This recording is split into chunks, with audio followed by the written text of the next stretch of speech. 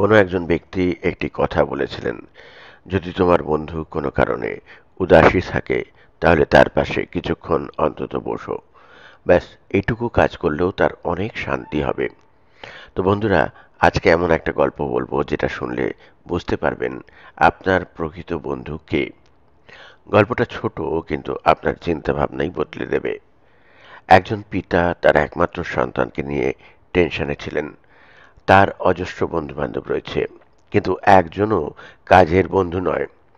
ছেলেটি তার সমস্ত বন্ধুদের নিয়ে গর্ব করত এবং বাবাকে বলতো, আমার ওই বন্ধুর দামি মোটর বাইক আছে, অমুক বন্ধুর দামি মোবাইল আছে, কারোর কাছে আইফোন আছে, কারোর আবার খুব দামি বিদেশি ঘড়িও আছে।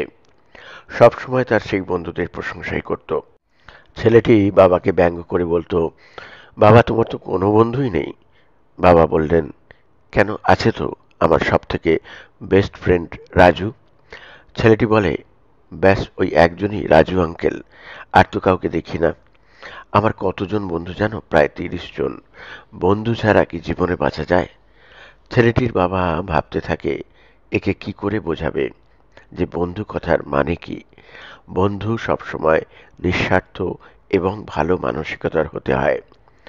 তিনি অনেক দিন ধরেই ভাবছিলেন ছেলেকে কি করে বোঝানো যায় প্রকৃত বন্ধু কেমন হয়।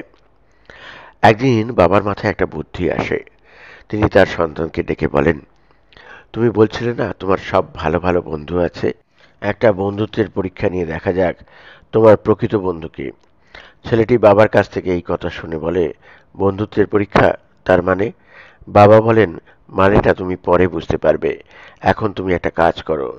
ছেলেটি বলে, ঠিক আছে, বলো কি করতে হবে। এখনই আমি আমার বন্ধুদের ডেকে পাঠাচ্ছি। বাবা বলেন, আরে না না, অত ব্যস্ত হও না, তুমি একটা কাজ করো, রাত্রি 2টোর সময় ঘড়িতে একটা অ্যালার্ম দিয়ে রাখো। রাত্রি 2টোর সময় এই বন্ধুত্বের পরীক্ষা হবে, তখনই বোঝা যাবে তোমার বন্ধুরা ভালো না আমার বন্ধু রাজু ভালো। ছেলেটি বলে, ঠিক আছে বাবা, তাই হবে। 2টোর সময় অ্যালার্ম দেয়া থাকায় রাত্রি 2টোর সময় উঠে পড়ে।